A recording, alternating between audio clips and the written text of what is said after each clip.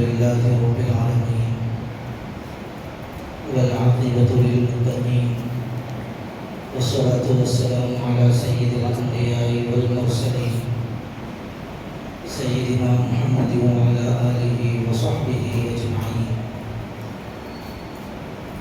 أما بعد فأعوذ بالله من الشيطان الرجيم. بسم الله الرحمن الرحيم.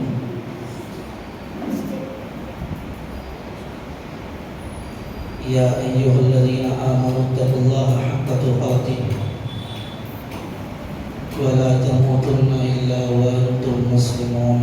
صدق الله العظيم.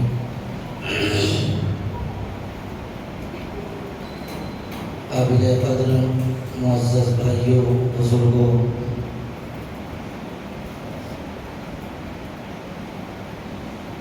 یہ اگست کا مہینہ چل رہا ہے اور 15 اگست کو ہمارا ملک انگریزوں کے چنگل سے آزاد ہوا تھا۔ آزادی ہماری فطرت میں داخل ہے اور آزاد رہنا ہر مسلمان کا حق ہے۔ سرکار دو عالم حضرت سیدنا محمد رسول اللہ صلی اللہ علیہ وسلم نے احکام شریعت پر عمل کرتے ہوئے آزاد رہنے کا اختیار ہر مسلمان کو عطا فرمایا، اور حضور اکرم صلی اللہ علیہ وسلم نے آزادی کے لیے بھی بڑی مشقتیں جھیلی۔ آزادی سے پہلے تکلیفیں ضرور آتی ہیں۔ سرکار دو عالم صلی اللہ علیہ وسلم بھی شیب ابی طالب کے اندر 3 سال تک قید رہے، مشقتیں جھیلی، تکلیفیں برداشت کی، پھر اللہ تبارک و تعالیٰ نے قوت اور غلبہ عطا فرمایا۔ اسی طرح ہمارے ملک کے اندر بھی انگریز آ کر ہندوستانیوں کے اوپر اپنی حکومت چلانا چاہتے تھے،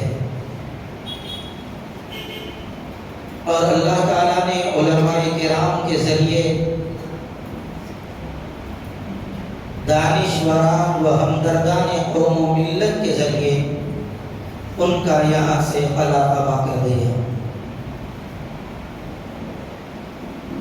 بہت سارے لوگوں کے ذہنوں میں یہی بات ہے کہ آزادی کی لڑائی 1857 سے شروع ہوئی، 1875 سے 1857 سے آزادی کی لڑائی شروع ہوئی ہے۔ ایسی بات نہیں۔ آزادی کی چنگاری تو 1435 ہی سے رفتہ رفتہ مسلمانوں کے اندر شروع ہو گئی تھی، اور بے چینی و بے قراری کا اظہار وہ اسی وقت سے کر رہے تھے۔ لیکن جب انگریز نے کلکتے سے لے کر گجرات تک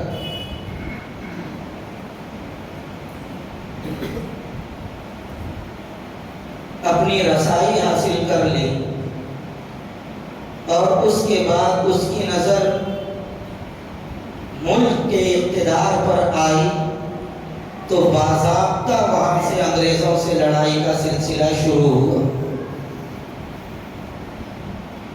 1754 کے اندر 1754 میں نواب سراج الدولہ کے نانا نواب وردی خان نے سب سے پہلے انگریزوں سے لڑائی کی تھی کلکتے میں،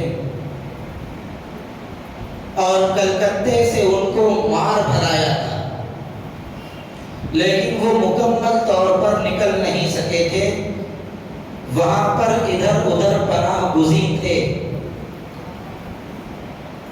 نواب وردی خان کے بعد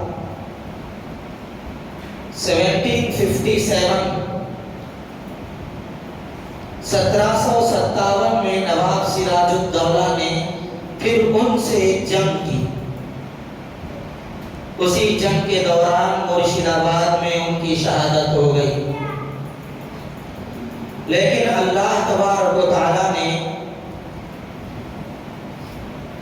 ان کے بعد اور ایک جوان مرد مجاہد کو اللہ تعالیٰ نے پیدا فرما دیا۔ یہ تو تھے شمالی ہندوستان، اللہ تعالیٰ نے جنوب کے اندر بھی مرد مجاہد کو پیدا کر دیا تھا۔ حیدر علی اور ان کے فرزند حضرت ٹیپو سلطان شہید رحمت اللہ علیہ، انہوں نے انگریزوں کے خلاف علم بغاوت ادھر بلند کر دیا تھا اور انگریزوں سے کافی لڑائیاں ان لوگوں نے شروع کر دی تھی۔ 1800 بلکہ 1782 تک 1782 تک حیدر علی اور ٹیپو سلطان شہید رحمت اللہ علیہ نے انگریزوں سے بڑی 4 لڑائیاں کی تھی۔ اس کے بعد جب ٹیپو سلطان شہید رحمت اللہ علیہ 1783 کے اندر حکمران ہوئے، اس کے بعد انہوں نے بڑی لڑائی لڑی انگریزوں سے، جس میں انگریزوں کو شکست فاش ہوئی۔ انگریز اسی وقت سے دل ملا رہے تھے اور انگریز اس شکست کا بدلہ لینا چاہتے تھے، اور اس کے لیے انگریزوں نے بہت زیادہ کوششیں کی۔ علاقوں کے گورنروں کو اور حکمرانوں کو خریدنا شروع کیا۔ اس وقت ہماری ریاست دکن کے فرما روا بھی انگریز کی باتوں میں آ گئے تھے۔ پھر اس کے بعد یہ مزاحمت کا سلسلہ چلتا رہا، یہاں تک کہ 1799 کو سری رنگا پٹنم میں ایک بہت بڑی لڑائی ہوئی، جس میں حضرت ٹیپو سلطان شہید رحمت اللہ علیہ اپنوں کی غداری اور مکاری کی وجہ سے شہید ہو گئے۔ لیکن مرتے مرتے حضرت ٹیپو سلطان شہید رحمت اللہ علیہ نے ایک جملہ کہا تھا جو تاریخ کی کتابوں میں ابھرتے ہوئے الفاظ سے آج بھی لکھا ہے۔ حضرت ٹیپو سلطان شہید رحمت اللہ علیہ نے فرمایا تھا، گیدڑ کی 100 سالہ زندگی سے شیر کی 1 دن کی زندگی بہتر ہے۔ اور یہ جملہ اپنی اولاد کو سکھا دینا چاہیے۔ بہادروں کی زندگی 1 دن کی زندگی بہتر ہے، گیدڑوں کی طرح ڈرتے ہوئے 100 سال جینے سے۔ صلح نہیں کی حضرت ٹیپو سلطان شہید رحمت اللہ علیہ نے انگریزوں سے۔ جب حضرت ٹیپو سلطان رحمت اللہ علیہ کا انتقال ہو گیا، شہید ہو گئے، تو انگریزوں کا جو کمانڈر تھا وہ حضرت ٹیپو سلطان شہید رحمت اللہ علیہ کے سرانے کھڑا ہوا اور کھڑا ہو کر اعلان کیا کہ لوگوں، آج سے ہندوستان ہمارا ہو چکا ہے۔ اتنا زیادہ ڈر حضرت ٹیپو سلطان شہید رحمت اللہ علیہ کا انگریزوں کے دلوں کے اندر تھا۔ ان کا انتقال ہوا تو مسئلہ ختم نہیں ہوا، اللہ تعالیٰ نے اور مجاہدین حریت کو پیدا کیا۔ دہلی کے اندر حضرت شاہ ولی اللہ صاحب محدث دہلوی رحمت اللہ علیہ نے ایک تحریک شروع کر دی تھی، اور ان کے فرزند علی وقار حضرت مولانا شاہ عبدالعزیز صاحب رحمت اللہ علیہ ان کے ساتھ ہو گئے، اور 1803 کے اندر حضرت شاہ ولی اللہ صاحب محدث دہلوی رحمت اللہ علیہ کے فرزند علی وقار حضرت مولانا شاہ عبدالعزیز صاحب رحمت اللہ علیہ نے انگریزوں کے خلاف جہاد کا فتویٰ جاری کر دیا۔ وہ فتویٰ اتنا زیادہ پھیلا کہ سارے علماء اور عوام اس فتوے پر متحد ہو گئے اور انگریزوں سے لڑنے کے لیے تیار ہو گئے۔ اس کے بعد 1831 میں حضرت مولانا سید احمد شہید رحمۃ اللہ علیہ اور حضرت مولانا سید شاہ اسماعیل شہید رحمۃ اللہ علیہ بھی شہید ہو گئے۔ سلسلہ چلتا رہا یہاں تک کہ 1857 کی کھلی طور پر آزادی کی جنگ شروع ہو گئی۔ علماء کرام نے بڑی لڑائیاں لڑی اس سلسلے میں۔ پلاسی کے میدان میں لڑائی ہوئی، شاملی کے میدان میں لڑائی ہوئی، مراد آباد میں لڑائی ہوئی، دہلی کے اندر لڑائیاں ہوئی۔ دہلی کے چاندنی چوک سے لے کر دور دراز علاقوں تک کوئی درخت ایسا نہیں تھا کہ جس درخت کے اوپر علماء کو پھانسی نہ دی گئی، بلکہ ایودھیا کے اندر، فیض آباد کے اندر ایک درخت پر انگریزوں کے پاس سولی دینے کے لیے پھندے کم پڑ گئے تو ایک پھندے کے اندر 2 لوگوں کو بھی انہوں نے پھانسی دی۔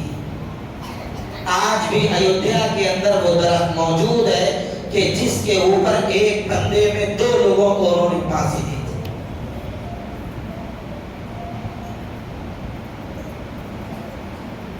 1857 کی لڑائی پورے شباب پر شروع ہوئی اور اس لڑائی کے اندر جتنے لوگ شریک ہوئے تھے انگریز ان کو اپنی جانی دشمن تصور کرتے تھے۔ سلسلہ چلتا رہا، پھر برطانیہ سے ایک وائسرائے آیا 60 کی دہائی میں۔ اب تک یہ لوگ صرف جسم کی لڑائی لڑ رہے تھے انگریز۔ اس کے بعد جو وائسرائے آیا اس نے اپنا ایک رنگ دینا شروع کیا، عیسائیت کی تہذیب، عیسائیت کا مزاج اور عیسائی ذہن لوگوں کے اندر منتقل کرنا شروع کر دیا۔ ورنہ اس سے پہلے تک کسی انگریز کی بھی مجال نہیں تھی کہ وہ ننگے سر ہندوستان کے اندر گھوم سکے، چاہے ہندو ہو یا مسلمان ہو، کوئی بھی ننگے سر نہیں رہتا تھا۔ یہ گاندھی جی بھی انہی سے متاثر ہو کر ننگے سر ہو گئے۔ ورنہ آپ جتنے لوگوں کو دیکھو سب کے سروں پر آپ کو ٹوپیاں نظر آئیں گی۔ جواہر لال نہرو کے سر پر آپ کو ٹوپی نظر آئے، موہن داس کے سر پر آپ کو ٹوپی نظر آئے، جتنے بھی غیر مسلم تھے سب ٹوپی لگاتے تھے۔ ننگے سر پھرنا ہندوستان کی روایت کے اندر بھی نہیں تھا، آج تو لوگ مسجدوں میں بھی آ رہے ہیں۔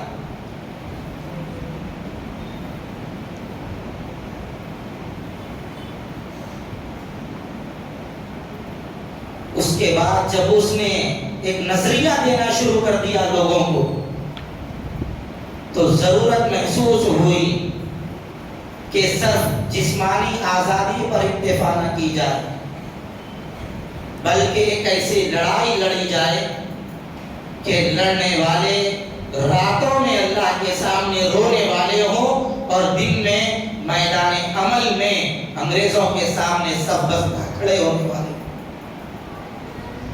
اس کے لیے 10 میں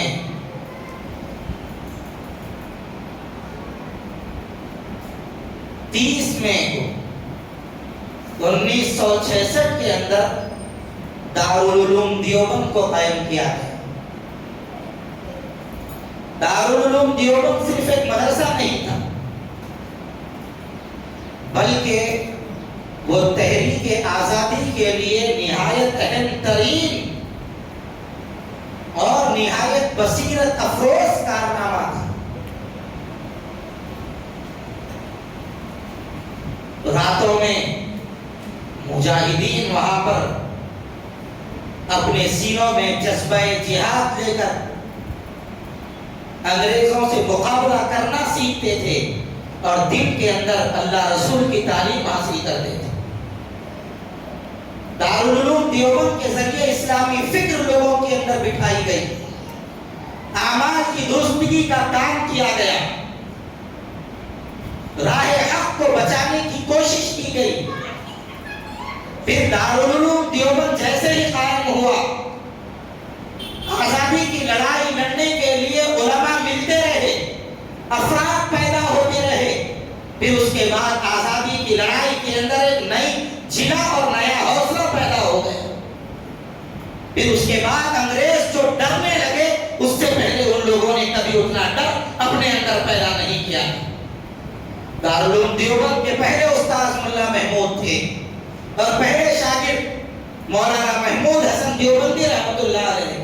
ایک استاد اور ایک شاگرد سے یہ مدرسہ شروع ہوا اور شیخ الہند مولانا محمود حسن صاحب دیوبندی رحمۃ اللہ علیہ دارالعلوم دیوبند کے پہلے شاگرد، اور انگریزوں کے خلاف اتنا زیادہ اپنے اندر جذبہ جہاد رکھتے تھے اور انگریزوں سے لڑنا چاہتے تھے کہ نہایت معمولی بدن کے تھے۔ لیکن حضرت مولانا ابو الحسن علی میاں ندوی رحمۃ اللہ علیہ نے لکھا ہے، حضرت ٹیپو سلطان شہید رحمۃ اللہ علیہ کے بعد انگریزوں کا سب سے بڑا دشمن اگر کوئی گزرا ہے تو شیخ الہند مولانا محمود حسن دیوبندی رحمۃ اللہ علیہ گزرے۔ ہندوستان میں رہے اور یہاں پر رہ کر انہوں نے انگریزوں کے خلاف علم بغاوت کو بلند کیا، اور اس کے بعد انہوں نے یہیں پر سے ترکی کے سلطان سے بات کی کہ تم ہمارا ساتھ دو، سلیم عثمانی سے انہوں نے بات کی، اور دیگر علاقوں کے حکمرانوں سے اور رئیسوں سے انہوں نے گفتگو کرنا شروع کر دیا تھا۔ حجاز چلے گئے، مکہ مکرمہ میں رہے، لیکن اس کے بعد جب مدینہ شریف آئے تو اس وقت وہاں پر شریف حسین کی حکومت چل رہی تھی، اس نے بغاوت کر دی اور حضرت شیخ الہند رحمۃ اللہ علیہ کو پکڑوا کر انگریزوں کے حوالے کر دیا، مالٹا کی جیل کے اندر ڈال دیا گیا۔ حضرت شیخ الاسلام مولانا حسین احمد مدنی رحمۃ اللہ علیہ ان کے ساتھ ہو گئے، جیل میں گئے تو جیل میں جا کر بھی یہ لوگ اپنے جذبہ جہاد کو اور انگریزوں سے لڑنے کے جذبے کو انہوں نے فراموش نہیں کیا۔ انگریز لوہے کی شیخوں کو آگ کے اوپر دے جلاتا تھا، اور جب وہ شیخیں پوری لال ہو جاتی جل کر تو حضرت شیخ الہند رحمۃ اللہ علیہ کی قبر کو داغتے تھے، جس کی وجہ سے حضرت شیخ الہند رحمۃ اللہ علیہ کی کمر اور پیٹھ کا سارا گوشت ختم ہو گیا تھا۔ اور اس وقت انگریز کہتا تھا، محمود حسن تم یہ اعلان کر دو کہ انگریز کی فوج میں بھرتی ہونا جائز ہے، اور انگریز کے خلاف جو تم نے فتویٰ دیا ہے اس کو واپس لے لو۔ تو حضرت مولانا محمود حسن صاحب رحمۃ اللہ علیہ فرماتے تھے کہ لوگوں، انگریز کی فوج میں بھرتی ہونا حرام ہے، حرام ہے، حرام ہے۔ مرے دم تک یہی کہا، اور انگریزوں سے کبھی سمجھوتا نہیں کیا۔ بڑی قربانیاں دی علماء کرام نے۔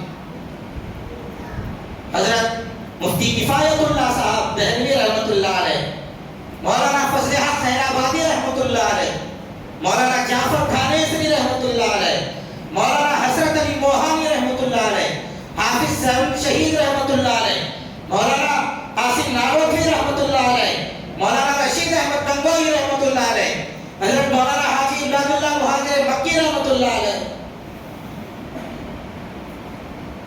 ایسے کئی اکابر علماء کرام جنہوں نے آزادی کے لیے بڑی بڑی قربانیاں پیش کی۔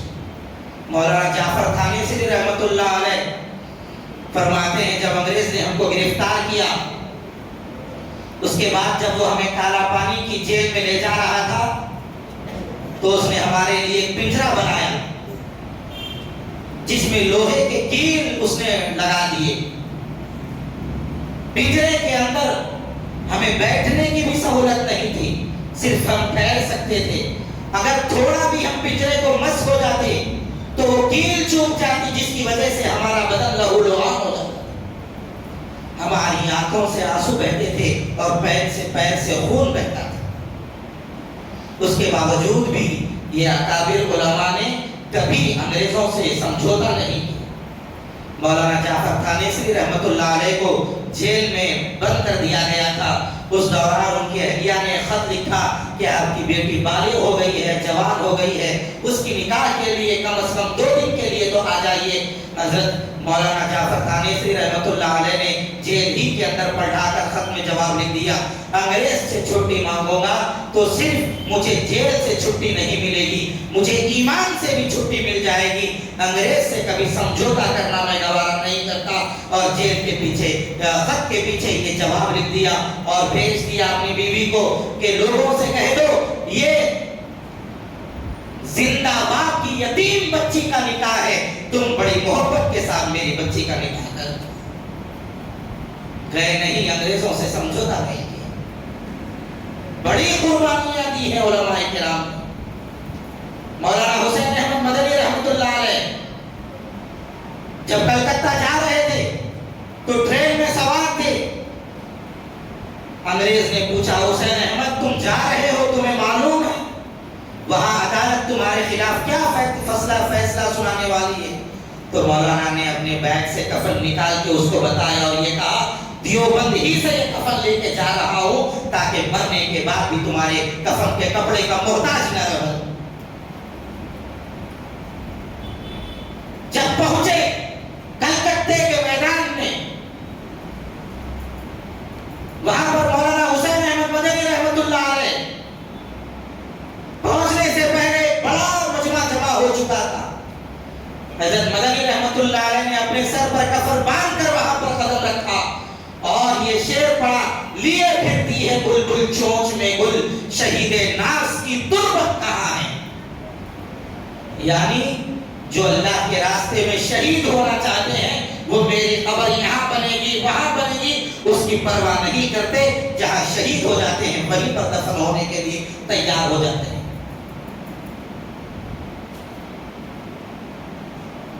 بہادر شاہ ظفر کو جب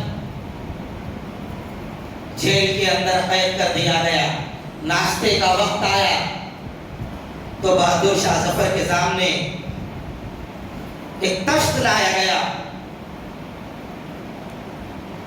اور اس کے اوپر ایک کپڑا ڈھانپا ہوا تھا۔ بہادر شاہ ظفر نے سوچا ناشتے کا وقت ہے، ناشتے کا کوئی سامان آیا ہوگا۔ جب انہوں نے وہ کپڑا ہٹایا تو بہادر شاہ ظفر کے چاروں بیٹوں کی گردنیں اس کے اندر رکھی ہوئی تھی۔ بہادر شاہ ظفر نے اس وقت کہا مغلوں کی اولاد اللہ کے لیے ایسے ہی سرخ رو ہو جاتی ہے لیکن باطل سے کبھی سمجھوتا نہیں کر سکتی۔ جب وہیں پر ان کا انتقال ہوا تو اس سے پہلے انہوں نے شعر کہا تھا، کتنا ہے بد نصیب ظفر دفن کے لیے 2 گز زمین بھی مل نہ سکی کوئے یار میں۔ بڑی قربانیوں کے ساتھ یہ ہمارا ملک آزاد ہوا، لیکن آزادی میں جن لوگوں نے اصل کردار نبھایا ہے ان لوگوں کے نام کو فراموش کر دیا ہے۔ آج مسلمانوں کے اسکولوں کے اندر بھی اصل مجاہدین آزادی کے تذکرے نہیں کیے جاتے، گنتی کے 4-5 لوگوں کا نام ذکر کر دیا جاتا ہے، مولانا ابوالکلام آزاد کا نام ذکر کر دیا جاتا ہے بس، اور سب کی زبانوں پہ یہی رٹا دیا گیا کہ گاندھی جی نے ملک کو آزاد کرایا۔ ایک بات یاد رکھ لیجئے آپ حضرات بھی، ہمارے علماء کرام نے جو غیر مسلموں کو آزادی کی لڑائی میں حصے دار بنایا تھا، یہ ہمارے علماء کی کمزوری نہیں تھی کہ علماء کمزور ہو گئے ہیں اس لیے غیر مسلموں کو بھی اپنے ساتھ شریک کر لیا ہے، بلکہ یہ علماء کا ضعف تھا، انہوں نے غیر مسلموں کو بھی اپنے ساتھ شریک کر لیا ہے، ورنہ 1857 سے پہلے خالص مسلمان آزادی کی جنگ لڑتے ہوئے آ گئے۔ کوئی دوسرا اس کے اندر شریک نہیں تھا. مسلمانوں نے جتنا خون بہایا ہے غیروں نے اتنا پسینہ بھی نہیں بہایا. سب کی زبانوں پر ہے گاندھی جی آزاد کرے، گاندھی جی آزاد کرے، گاندھی جی آزاد کرے. ایسی بات نہیں ہے. میں ایک مثال سے آپ کو یہ بات سمجھانا چاہتا ہوں. ایک گاؤں کے اندر شیر آ گیا. پورے گاؤں کے لوگ ڈرنے لگے، شیر آ گیا، شیر آ گیا، شیر آ گیا. شیر آیا چلا گیا. دوسری مرتبہ شیر آنے ہی والا تھا. گاؤں کے نوجوانوں نے ہمت کی اور یہ کہا کہ جب آئندہ شیر آئے گا ہم پورے مل کے اس کا مقابلہ کریں گے، اس کو مار ڈالیں گے. دوسری مرتبہ جب شیر آیا تو گاؤں کے پورے نوجوانوں نے مل کر ایک ساتھ شیر کے اوپر حملہ کیا. شیر گر گیا، تڑپنے لگا، سسکیاں لینے لگا، آخری سانسیں لے رہا. تو ایک بوڑھا کانپتے کانپتے آیا. آ کر اس نے لاٹھی اٹھا کے ایک شیر کو مارتے ہی شیر آخری سانس لے گیا. تو بیوقوف دیکھ کے یہ بولنے لگے ارے اتنے نوجوان مارے تو نہیں مرا، بڈھا ایک مارتے ہی شیر مر گیا. تو جیسے ہی بوڑھے کی ایک لاٹھی پڑی تو شیر مر گیا، ایسے ہی گاندھی جی بالکل آخر میں آئے آزادی کی لڑائی میں. شروع سے نہیں تھے، ایسے ہی مشہور کر دیا ان لوگوں کو. مسلمانوں کے تذکروں کو بھلا دیا ہے. میرے بھائیوں، پھر ہوتے ہوئے 1857 کے اندر 1957 کے اندر ہمارا یہ ملک آزاد ہوا. اور یہ جو ملک آزاد ہوا ہے اس میں مسلمانوں کی قربانیوں کو بڑا دخل ہے، اس کو کبھی فراموش نہیں کیا جا سکتا. مسلمان علماء کے جو کارنامے جنگ آزادی کے اندر ہیں، زمانہ اس کو بھلانا چاہے پھر بھی بھلا نہیں سکتا. وقت ہو گیا ہے، ورنہ میں آپ کے سامنے اور تذکرے کرتا ہوں. بہرحال یہ آزادی کی لڑائی کے تھوڑی سی مختصر سی تاریخ ہم نے آپ کے سامنے اس لیے سنائی ہے آپ کے اندر بھی جذبہ پیدا ہو جائے. اس ملک کی آزادی میں ہم لوگوں نے بڑا کردار ادا کیا تھا، لیکن آج صفحہ ہستی سے مسلمانوں ہی کا نام مٹانے کی کوشش کی جا رہی ہے. مسلمانوں سے کہا جا رہا ہے ملک چھوڑ دو اور دوسرے ملک میں چلے جاؤ، اور مسلمانوں کے اوپر وقفے وقفے سے ظلم اور مسلمانوں کے اوپر جبر کیا جاتا ہے. ایسی صورتحال میں مسلمانوں کو بھی ہمت سے کام لینے کی ضرورت ہے، ہمت سے رہنے کی ضرورت ہے. ہم اس ملک کے حصے دار ہیں، کرایہ دار نہیں.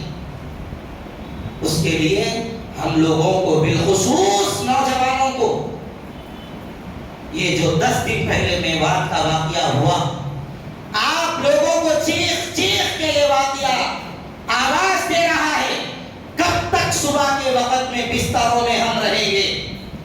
یہ ورزش خانے ہمیں للکار رہے ہیں، نوجوانوں کو آواز دے رہے ہیں آؤ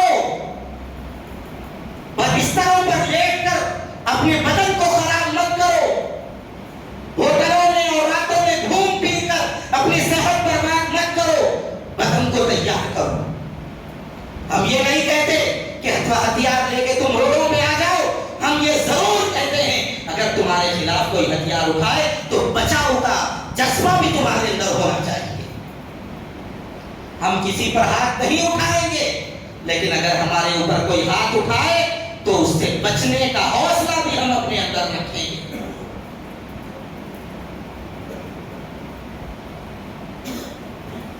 راہ تلے چنگاری رکھ، کچھ تو پردہ داری رکھ، امن ضروری ہے لیکن جنگ کی بھی تیاری رکھ. اس کے لیے میرے بھائیوں اپنے آپ کو تیار کریں. اور ہمارے اندر یہ قوت، یہ جرأت، یہ ہمت کب آئے گی؟ جب ہمارے دلوں میں جو ایمان کی چنگاری آج بجھتی جا رہی ہے، جب تک ہم اس کو ہوا نہیں دیں گے، اس چنگاری کو شعلہ نہیں بنائیں گے، اس وقت تک ہم باطل کے لیے آہنی دیوار بن کے کھڑے نہیں ہو سکتے. باطل ہمیں اور دبائے گا اور مٹانے کی کوشش کرے گا، ہم دبتے رہیں گے، مٹتے رہیں گے. اگر جذبہ ایمان ہمارے اندر تازہ ہو جائے، قرآن نے اعلان کر دیا ہے وَأَنْتُمُ الْأَعْلَوْنَ إِن كُنتُم مُؤْمِنِينَ، تم ہی سربلند رہو گے بشرطے کہ تم مومن کامل بن جاؤ. ایمان کا کمال راتوں میں اٹھ کر اللہ سے مانگنا، اپنی پیشانیوں کو اللہ کے سامنے جھکانا، اور جینے کے لیے جینا چھوڑ کر اللہ کے نام پر مرنے کے لیے جینے کی جب تک تمنا ہمارے دلوں میں نہیں ہوگی اس وقت تک ہم باطل کے لیے آہنی دیوار بن کے سامنے مد مقابل میں کھڑے نہیں ہو سکتے۔ اس کے لیے ہم سب کو حوصلے کرنا پڑے گا، حوصلے بڑھانا پڑے گا، ہمتیں کرنا پڑے گا اور وہ کام کرنا پڑے گا جو اس وقت ہماری ضرورت ہے۔ اور بنیادی ضرورت اس وقت سب سے پہلے یہی ہے، اللہ سے تعلق قائم کریں، نبی رحمت صلی اللہ علیہ وسلم کی سنتوں کو اپنی زندگی میں جگہ دیں اور ظاہری طور پر اپنے آپ کو تیار رکھیں۔ اور جن لوگوں کے اب تک ووٹر آئی ڈی نہیں بنے ہیں، ووٹر آئی ڈی ضرور بنا لیجئے۔ ہمارے اکابر فرما رہے ہیں 24 کا الیکشن آر پار کی لڑائی ہونے والی ہے، اس لیے وقت سے پہلے تیاری کرنے کی ضرورت ہے۔ جن لوگوں نے اب تک ووٹر آئی ڈی نہیں بنائی ہے، ووٹر آئی ڈی بنا لیجیے۔ آپ لوگ کے ذہنوں میں آ رہا ہوگا یہ مول صاحب کیا سیاسی بات کر رہے ہیں، یاد رکھ لیجئے اگر ہمارے اندر سیاسی شعور زندہ نہیں ہوگا، جس قوم کے اندر سیاسی شعور زندہ نہیں ہوتا ہے وہ قوم مردہ ہو جاتی ہے، اور مردوں پر حکومت کرنا بزدلوں کے لیے بھی آسان ہو جاتا ہے۔ اس لیے سیاسی شعور اپنے اندر بیدار رکھیے۔ اللہ تعالیٰ اپنے کرم سے ہم سب کو صحیح علم و عمل کی توفیق عطا فرمائے اور صحیح جذبہ اللہ اپنے کرم سے عطا فرمائے، اللہ رسول سے بہترین تعلق اپنے کرم سے عطا فرمائے۔ وآخر دعوانا الحمدللہ رب العالمین۔